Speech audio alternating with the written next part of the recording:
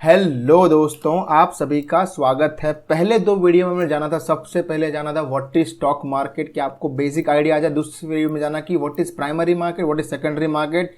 Third video है जहां पे हम जानेंगे कि कोई प्राइवेट कंपनी को अगर पब्लिक कंपनी बनना है, लिस्ट होना है, तो लिस्टिंग की प्रोसेस क्या है, जिसको हम बोलते हैं आईपीओ, जिसका नाम आपने अभी तक बहुत सुना होगा, बहुत न्यूज़ में देखा होगा, सारे तरीके की सोशल मीडिया में देखा होगा। लेकिन अब इसको हम पूरा जानेंगे, इसका मतलब क्या है। मार्केट में आने के बाद आपको इसका तो प्रॉपर पता होना चाहिए। पूरी प्रोसेस समझेंगे, आईपीओ की पूरी प्रोसेस होती क्या है, कैसे प्राइस डिसाइड होता है, कैसे स्टॉक मिलता है, एवरीथिंग। अब एक चीज़ समझिए, आईपीओ इनिशियल पब्लिक ऑफरिंग, इसके नाम में ही पूरा मतलब है। Initial public offering. क्यों पब्लिक ऑफरिंग? पहले तो प्राइवेट थी, 200 लोगों तक सीमित थी, 200 के ऊपर इसका कोई बैंड बन नहीं सकता। अगर उसको और इन्वेस्टर चाहिए तो उसको कंपलसरी पब्लिक बनना पड़ेगा। अब ये आईपीओ लाने के दो मोटिव हो सकते हैं। ये आपको जिस तरह डीप में समझा रहा हूं समझिएगा। किसी भी प्राइवेट कंपनी को पब्लिक कंपनी बनने के दो रीजन हो सकते हैं। या तो उनको पैसों की जरूरत है, या तो उसको एग्जिट चाहिए। समझिएगा मैं जो समझा रहा हूं, बहुत मजा आएगा। पहला है पैसों की जरूरत, कि भाई मेरे को, मेरी कंपनी अभी 1000 करोड़ की है, मुझे 500 करोड़ और चाहिए, इसमें दो नए प्लांट डालने हैं XY जगह पे, और मुझे एक्सपांशन करना है, मुझे पैसों की जरूरत है। मेरे पास 200 लोग तो थे, लेकिन अब उनके पास पैसा नहीं है, इसीलिए मुझे कंपलसरी पब्लिक में प्राइवेट में से पब्लिक बनना पड़ेगा, जिससे मैं पब्लिक से पैसा उठा पाऊँ कि भाई साहब मुझे पैसा दो, और ये 500 करोड़ में उठा के फिर मैं अपनी कंपनी का एक्सपांशन कर पाऊँ। पैसों की जरूरत फॉर कंपनी का एक्सपांशन। एक्सपांशन भी हो सकता है, नंबर वन। दूसरा होता है कि भाई साहब मेरी 1000 करोड़ की कंपनी है, मैंने बहुत लोन उठाया हुआ है, मेरे पर 300 करोड़ का कर्जा है, कंपनी प्रॉफिटेबल है, लेकिन कंपनी का जितना पैसा आता है सारा इसका इंटरेस्ट पेमेंट में जाता है। बढ़िया है, मैं थोड़ा बहुत 300 करोड़ रुपए अपना थोड़ा शेयर बेच के उठा लूँ, पैसा ले लूँ पब्लिक से, लेकिन मैं डेट फ्री हो जाऊँ। याद आया, डेट फ्री, DEBT, डेट यानी लोन। मैं लोन से फ्री हो जाऊँ, जिससे मेरा पैसा पूरा मेरे पास ही रहे। दूसरा हो सकता है इसका डेट रीपेमेंट। ये मोस्टली रीजन नहीं होता है, मोस्टली रीजन यहाँ पे आता है जब हम FPO करते हैं, फॉलोइंग पब्लिक ऑफरिंग, उसको बाद में समझेंगे, वो नया वर्ड है। पहले समझते हैं आईपीओ को। ये पहला मान लीजिए समझ आया, एक्सपांशन के लिए पैसों की जरूरत। दूसरा है एग्जिट। मान लो 200 लोग यहाँ पे हैं इन्वेस्टर, उसमें से सबका परसेंटेज सेम नहीं होगा। मैं मान लो प्रमोटर हूं, जब भी मैं यूज करूं वर्ड प्रमोटर, प्रमोटर का मतलब होता है वो बंदा जिसने कंपनी का पाया डाला है, जिसने कंपनी को खड़ा किया है, कंपनी का असली मालिक, जिसने कंपनी को खड़ा किया है, जिसका शेयर होल्डिंग सबसे ज्यादा है, जो सबसे ज्यादा परसेंटेज रखता है। 100 लोगों में अगर दो लोग, एक लोग ऐसा है जिसका 50% हिस्सेदारी है, बाकी 99 लोगों की 50% हिस्सेदारी है, तो ये बंदा कहलाएगा प्रमोटर, जिसने कंपनी का स्टार्टिंग किया है। तो प्रमोटर, मान लीजिए सीधी बात है, मेरी कंपनी तो मेरी होल्डिंग ज्यादा रहेगी, मैं अगर इन्वेस्टर को दूंगा तो थोड़े थोड़े शेयर दूंगा, मालिक तो मैं ही रहूंगा। प्रमोटर यानी मालिक, कंपनी का मालिक। 200 इन्वेस्टर हैं, सब लोगों के पास मान लो हाफ परसेंट है। 150 लोग ऐसे हैं, मान एक जस्ट एग्जांपल के लिए 100 लोग हैं यहाँ पे, 100 लोग इन्वेस्टर हैं टोटल प्राइवेट कंपनी के अंदर, जिसमें एक बंदा प्रमोटर है जिसके पास 50% है हिस्सेदारी, बाकी के 99 लोगों के पास मिलके 50% है, मिलके 0.4-0.5% ईच पर्सन के पास मान लो है। अभी मुझे मेरी 10% हिस्सेदारी बेचने है, मुझे पैसा चाहिए, मुझे, मेरे लिए पैसा चाहिए, मेरे को घर खरीदना है, मेरा काम है, मुझे 10% हिस्सेदारी बेचनी है। मेरी कंपनी की टोटल वैल्यूएशन वहां पे थी 10 लाख रुपए, रवीना ने 5 लाख डाला, 5 लाख रवीना ने डाला, 10 लाख की वैल्यूएशन हो गई। कंपनी में कितना पैसा गया वो उसकी वैल्यूएशन होती है। यहां पे मान लो कंपनी की वैल्यूएशन है 1000 करोड़, उसमें से 50% मेरा है, 500 करोड़ मेरे पास है, लेकिन एक्चुअल बनी तो नहीं है, वो तो कंपनी में डला हुआ है। तो मुझे अपनी 10% हिस्सेदारी किसी को बेचनी है, और मुझे यहाँ पे 100 करोड़ रुपए खुद के खर्चे के लिए चाहिए। लेकिन चीज क्या कि कोई बाय करने के लिए रेडी नहीं है। ये जो 99 लोग हैं वो भी बोल रहे हमको नहीं खरीदना है, और कोई लोग मिल नहीं रहे। मैं क्या करता हूँ कि भाई साहब मुझे 10% बेचना है, ये 10% मैं थ्रू बेचूंगा पब्लिक ऑफरिंग। मैं मार्केट में जाके बैठ जाता हूँ लेके, कि भाई मेरा 10% ले लो, छोटे छोटे हिस्सों में ले लो, इसके मैं 1 करोड़ शेयर बना देता हूँ, आप ले लो। तो दूसरा होता है एग्जिट, कि भाई मैं अपने शेयर बेच रहा हूं, मुझे पैसा चाहिए इसलिए। समझे क्यों? मेन समझे? यहां पे होता है एक तो चाहिए उनको पैसा एक्सपांशन के लिए कंपनी को आगे बढ़ाना, या फिर उनको खुद निकलना है कंपनी में से। सबसे बढ़िया कौन सा होगा आपके लिए अगर किसी के अंदर एनरोल करना है तो जिसको पैसा चाहिए एक्सपांशन के लिए। इसका मतलब ये नहीं कि ये बुरा है, इसके खुद के रीजन हो सकते हैं, लेकिन एक्सपांशन के लिए अगर किसी को पैसा चाहिए तो बहुत बढ़िया बात है कि वो अच्छे काम के लिए पैसा ले रहा है आपके पास से, ना कि खुद को निकलना इसके लिए ले रहा है। तो यहां पे हमने क्या चीज जाना, आईपीओ दो तरीके से हो सकते हैं। या तो वो होता है फ्रेश इश्यू, अब आते हैं हम टेक्निकल वर्ड पे, फ्रेश इश्यू, या तो वो होता है ओएफएस, यह आता है टेक्निकल वर्ड्स। फ्रेश इश्यू मतलब मैं नए ही शेयर लॉन्च कर रहा हूं, मेरे को एक्स्ट्रा पैसा उठाना है, 1000 करोड़ की मेरी वैल्यूएशन है, मेरे को 100 करोड़ उठाने हैं और हो जाएगी वैल्यूएशन 1100 करोड़ की, ठीक है, मेरे को उठानी है, 100 करोड़ चाहिए मेरे को, और मैं फ्रेश इश्यूज कर रहा हूं, यहाँ पे नए शेयर खुद के बांट रहा हूं नए बना के, तो ये मुझे चाहिए एक्सपांशन के लिए मान लो। यह होता है OFS, offer for sale, offer for sale, कि भाई मेरे पास प्रमोटर के पास 50% है, उसमें से उसको 10% हिस्सेदारी बेचनी है, तो इसके लिए 1000 करोड़ की कंपनी है, 10% मेरे पास है, मैं 100 करोड़ रुपये चाहता हूं, इसलिए मैं अपने 10% शेयर्स बेचने आया हूं। यहां पे नए कोई नहीं दे रहा हूं, जो मेरे पास है मैं वही दे रहा हूं, जो मेरे पास है मैं वही दे रहा हूं। इसको बोलते हैं एग्जिट वाला या फिर ओएफएस। दो तरह के हो सकते हैं, इसको आईपीओ पढ़ेंगे तब पता चलेगा। अब आईपीओ जब भी आता है, समझिएगा, आईपीओ जब भी आता है वो आता अल्टीमेटली पैसा उठाने के लिए। फर्स्ट टाइम आएगा तो क्या होगा, उसको पैसा चाहिए कि भाई मुझे 100 करोड़ रुपए चाहिए। अब मैं इसके कितने हिस्से करूं, मान लो मैं हिस्से करता हूं इसके 1 करोड़ हिस्से, यानी कि एक हिस्से का भाव आ रहा है 100 रुपए। अब आपको जितने हिस्से चाहिए उतने ले लो। ये भाव कहां से आया, इसको बोलते हैं प्राइस डिस्कवरी। ये सबसे पहले जाता है प्राइस बैंडिंग के अंदर। अभी भाव डिसाइड करने के लिए कि मेरे एक वैल्यूएशन क्या होगी, डिसाइड करने के लिए, भाव डिसाइड करने के लिए मेरा स्टॉक का प्राइस क्या होगा, उसके लिए दो सिस्टम है। एक होता है बुक बिल्डिंग, आपको मैं सिर्फ ऊपर ऊपर से समझा रहा हूं, इसका डीप में जाने की मतलब नहीं है कोई। दूसरा आता है फिक्स प्राइस। मैं क्या बोलता हूं कि भाई मैं मार्केट में आ रहा हूं, सेबी को मैंने बोल दिया कि सेबी साहब मेरे को अपने अंदर ले लो, मेरे को एक्सचेंज के अंदर लिस्ट होना है, मेरे को एनएससी बीएससी में लिस्ट होना है। सीधा नहीं हो सकते, आपको सेबी को बोलना पड़ेगा, पुलिस को अर्जी देनी पड़ेगी कि भाई मुझे इसके अंदर होना है। अब सेबी बोलेगी कि तू है कौन, सेबी बोलेगी तू है कौन, मैं तेरे को जानता ही नहीं हूं, पहले अपना पूरा कच्चा चिट्ठा मेरे को यहां पे मेरे को लाके दे, मैं तेरे बारे में पढ़ूंगा पहले। तो कंपनी रविस कैफे जो लिस्ट होना चाहती है वो सबसे पहले पूरी अपनी जानकारी DRHP, ये डॉक्यूमेंट का नाम है, draft red herring paper, draft red herring paper, जिसके अंदर कंपनी का पूरा कच्चा चिट्ठा लिखा होगा, 300-400 पेज का होता है। वो देगी किसको, सेबी को देगी। सेबी बोलेगी मेरे को तेरी कंपनी सही लग रही, कोई फ्रॉड नहीं है, अब तो इसके अंदर हो सकती है लिस्ट। सीधा लिस्ट कैसे होगी, मेरे को तो पैसा चाहिए। कंपनी बोलेगी कि तेरे को मैं दे रहा हूं, सेबी बोलेगी कि तेरे पास 5 दिन है, तो अपनी स्टॉक का प्राइस लगा, तो अपने स्टॉक का प्राइस लगा कि भाई तेरे को कितने स्टॉक देने हैं, क्या प्राइस रहेगी। और अगर कोई 5 दिन के अंदर तेरी कंपनी को खरीदने के लिए पब्लिक आ जाती है और तेरा पूरा 100 करोड़ का काम हो जाता है तो अंदर आ जा, बात खत्म। अगर नहीं होता तो निकल बाहर, उसके दूसरे सिस्टम आते हैं, ठीक है। तो कंपनी आती है लेके, उसको ग्रीन झंडी मिल गई सेबी से, DRHP पेपर से। अब कंपनी क्या करती है, मार्केट में आती है, कंपनी बोलती है हमारी प्राइस 100 रुपए से लेके 105 रुपए है, 5 दिन के लिए हम ओपन रख रहे हैं। अगर किसी को हमारे अंदर निवेश करना है, किसी को हमारे अंदर निवेश करना है, उनको मिनिमम 15,000 डालने पड़ेंगे।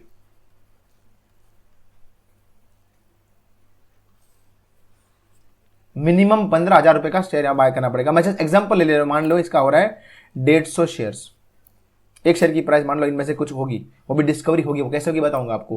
कंपनी ने प्राइस बैंड क्या दिया है कि 100 रुपए नीचे का प्राइस है, ऊपर का प्राइस 105। अब इसके बीच में 100, 101, 102, 103, 104, 105 जो भी प्राइस आपको सही लगता है उसके ऊपर आप बिड लगा सकते हैं, बोली लगा सकते हैं कि भाई मेरे को 15,000 में इस प्राइस से भाव, इस प्राइस पे ये स्टॉक चाहिए, तेरे को देना है तो दे।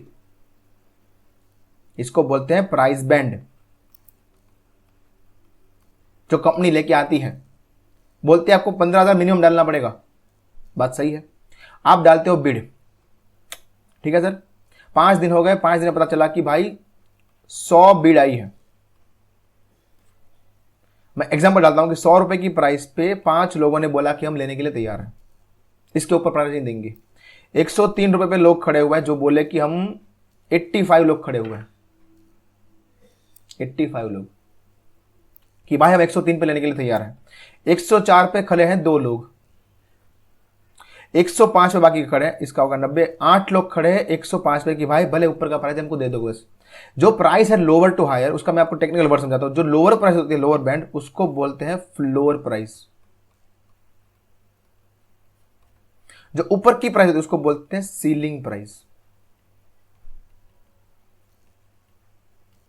जब भी प्राइस बैंड आता है उसको बोलते हैं लोअर प्राइस को फ्लोर प्राइस, ऊपर की प्राइस को सीलिंग प्राइस। अब मान लो 100 बिड आई है 5 दिन के अंदर और ये भाई है, तो अब कौन सा भाव फाइनल होगा? जिस प्राइस पे 90% लोगों को माल मिल जाए, जिस प्राइस पे 90% बिड सक्सेसफुल हो जाए, वो प्राइस रहेगी फाइनल। अब ऐसी कौन सी प्राइस है जहां पे 90 लोग जुड़ जाएंगे? आप खुद 1 मिनट पॉज कीजिए, खुद सोचिए ऐसी कौन सी प्राइस रहेगी जहां पे 90 लोग बाय कर लेंगे? पॉज करके सोचिए। वो प्राइस रहेगी 103। क्यों? क्योंकि जिसको 105 में खरीदना है वो 103 में खरीदेगा ही, जिसको 104 में भी खरीदना है वो भी खरीदेगा। तो 85 + 2 + 8, 95% लोग 103 पे खरीद लेंगे। अब 100 वाला खरीदेगा क्या? बिल्कुल नहीं, क्योंकि उसका मैक्सिमम प्राइस 100 रुपए है। 105 वाला 103 में खरीद लेगा, 104 वाला 103 में खरीद लेगा, 100 वाला 3 में नहीं खरीदेगा ना। तो यहां पे 95% बिड मैच हो रही है। तो 103 की प्राइस, ऐसा नहीं होगा कि 85 लोगों को 103 पे दे दो, 2 लोगों को 104 पे दे दो, 105 पे दे दो, 8 लोगों को, ऐसा नहीं होगा। एक ही प्राइस होगी जहां पे सब लोगों का कंबाइन आता हो। अगर ऐसा होता, अब एग्जांपल और कि 100 रुपए पे कोई बिड नहीं आई, 102 पे आ गई 87 बिड, 103 पे आ गई 2 बिड, 105 पे आ गई 2 बिड, मान लीजिए 100 पे आई थी 9 बिड। तो प्राइस क्या होगा? यहां पे फाइनल प्राइस ये होगा 102।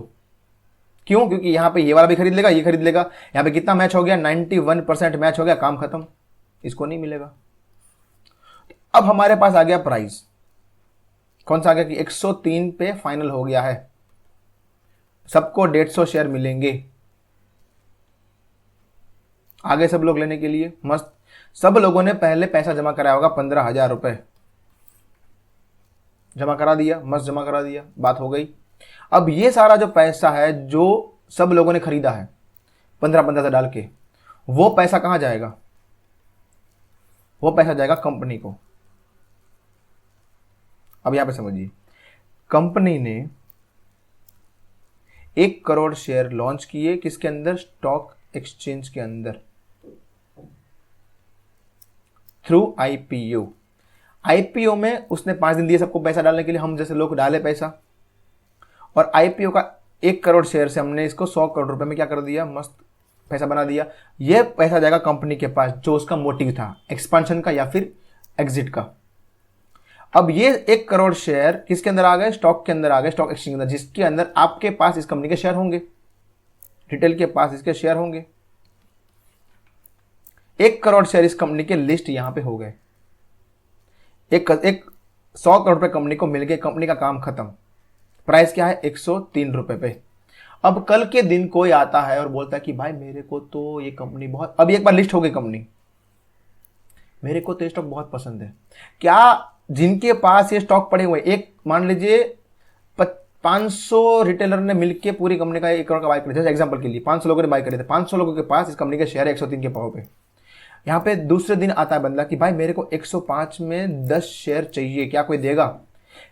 प्राइस की लिमिट थी 15,000 बाय करने की जब कंपनी फर्स्ट टाइम आईपीओ लेके आई थी। एक स्टॉक का प्राइस 103 हो गया। अब जब ये लिस्ट हो गई है, आपके खाते में स्टॉक आ गए हैं, अब कोई दिक्कत नहीं, आप एक बेचो या 2 बेचो, अब इसमें कोई लिमिटेशन नहीं है बैंड की। जो 15 स्टॉक का 150 स्टॉक का बैंड था उसको बोलते हैं हम लॉट साइज, कि जो 15,000 का उसको बाय करना था। सिंपल। अब एक्सचेंज के आप जितने बेचो, मैं बोला कि 105 के अंदर चाहिए, ये कोई एक बंदा था रिटेलर का, उसके पास 150 पड़े थे, बोला कि भाई 103 में लिया हुआ है, 2 रुपये मिल रहा है, चल मैं तेरे को 10 स्टॉक देता हूं। तो ये पैसा कंपनी को जाएगा, किसको जाएगा?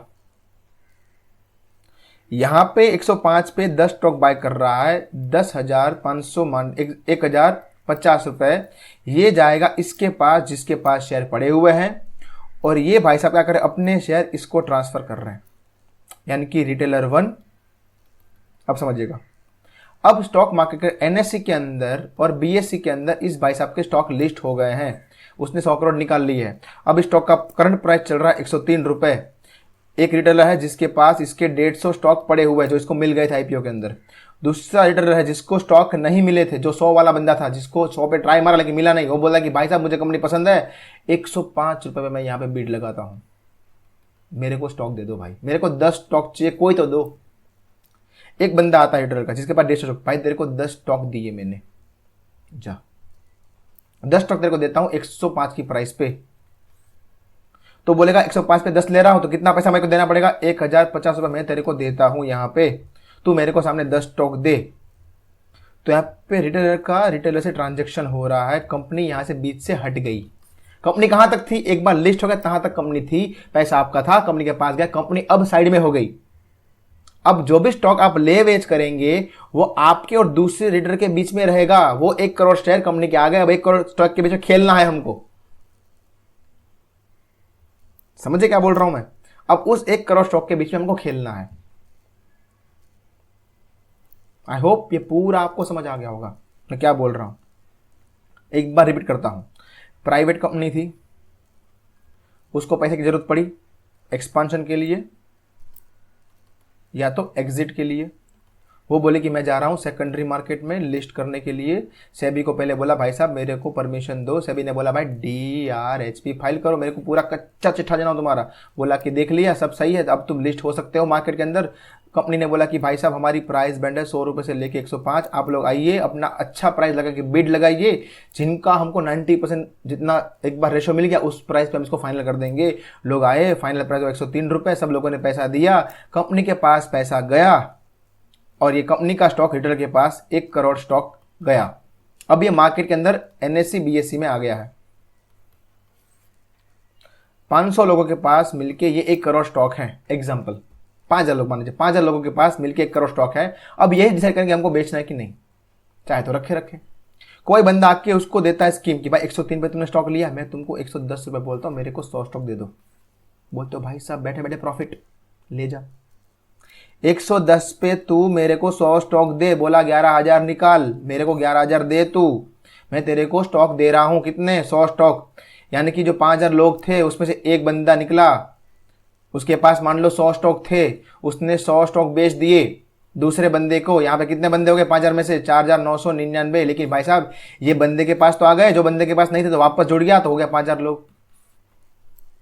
अब होगा हाथ ट्रांसफर होगा बस शेयर का, नए शेयर कोई नहीं आएगा, कंपनी का कोई लेना देना। अब प्राइस कुछ भी जाए कंपनी को कुछ फर्क नहीं पड़ता, कंपनी के पास 100 करोड़ आ गए, उसका काम खत्म। अब आप बोलो कि सर ये बात तो समझ आ गई, कंपनी को पैसा चाहिए था, कंपनी को दूसरी बार पैसा चाहिए और तो क्या करेंगे? तो कंपनी आईपीओ तो ला नहीं सकती। आईपीओ तो एक बार आया, आईपीओ मतलब पहली बार आप प्राइवेट में से पब्लिक बन रहे तो उसको बोलेंगे आईपीओ। दूसरी बार अगर आपको पैसा चाहिए तो उसको बोलेंगे FPO, फॉलोइंग पब्लिक ऑफरिंग। वो था इनिशियल, यह फॉलोइंग उसके बाद का, कि 2 साल के बाद कंपनी को और चाहिए पैसा। फॉलोइंग पब्लिक ऑफरिंग, ये दूसरी बार जब पैसा मांगते तब सेम सिस्टम, फ्रेश इश्यू देंगे या फिर बेचेंगे, उनका काम है। मोस्टली फ्रेश इश्यू होता है। तो आईपीओ का आपको समझ आ गया होगा। बुक बिल्डिंग का मतलब क्या है, वापस समझा देता हूँ वर्ड। बुक बिल्डिंग मतलब आप एक प्राइस बैंड दे रहे हो कि 100 से लेके 105। फिक्स प्राइस का मतलब क्या होता है कि भाई 103 प्राइस है, तुमको लेना ले लो, वरना बाहर में जाओ, डालो बीड, 103 में मिलेगा तुमको स्टॉक, इसके ऊपर नहीं मिलेगा।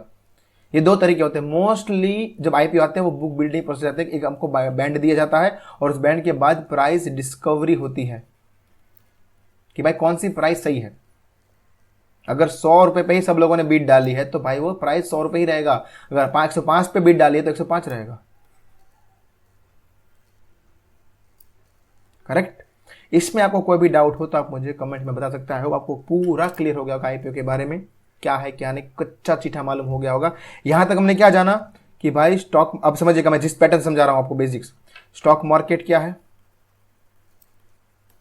प्राइमरी मार्केट क्या होता है, ये हमने सारा जाना पर्सपेक्टिव कंपनी को लेकर। सेकेंडरी मार्केट क्या होता है कंपनी के लिए, और कंपनी अब स्टॉक मार्केट के अंदर लिस्ट हो गई। कंपनी तो मार्केट के अंदर आ गई शेयर लेके, वो तो सब्जी मार्केट के अंदर अपने टमाटो लेके आ गई। अब हमको भी तो इस मार्केट में लिस्ट होना पड़ेगा, एंट्री मारनी पड़ेगी। ये तो कंपनी आके बैठ गई मार्केट में कि भाई ये मेरे टमाटोज है। अब तुमको भी लेने के लिए थैली लेके जाना पड़ेगा ना, तुमको तो एक बैग लेके जाना पड़ेगा। उस बैग को बोलते हैं डीमैट,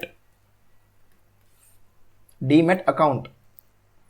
अब तुमको इस मार्केट में आने के लिए, लिस्ट होने के लिए, ताकि तुम ऐसी अलग अलग कंपनियों का शेयर ले सको, तुमको क्या करना पड़ेगा वो हम नेक्स्ट वीडियो में जानेंगे। पहला हमने पर्सपेक्टिव जान लिया कि भाई कंपनी प्राइवेट में से पब्लिक आ गई, कि वो अपने स्टॉक लेके पब्लिक में आ गई। अब तुमको भी लेने जाना पड़ेगा थैली की भाई मैं लेने जा रहा हूं मार्केट में, मैं फार्म पे तो नहीं सकता 100 किलो लेने के लिए, लेकिन अब कंपनी आ गई है बेचने के लिए 500 ग्राम, मेरे को 500 ग्राम चाहिए, तो लेने के लिए मुझे थैली चाहिए ना। तो थैली कैसे बनेगी, मेरे पास क्या होना चाहिए जिससे उसके अंदर मैं शेयर ले सकूं, उसके बारे में नेक्स्ट वीडियो के अंदर जानेंगे। पहला पर्सपेक्टिव कंपनी को लेकर खत्म होता है, दूसरा पर्सपेक्टिव रिटेल को लेकर अब हम स्टार्ट करेंगे। फिर हम दोनों को मर्ज करेंगे कि दोनों का काम कैसा होता है। बहुत मजा आएगा आपको, मैं पूरी सिस्टम समझा रहा हूँ, आपको मजा आ रहा होगा। वीडियो को लाइक कीजिए, दोस्तों को शेयर कीजिए, भाई साहब नॉलेज देने से बढ़ता है ना। तीसरे वीडियो में, चौथे वीडियो में मिलते हैं। धन्यवाद।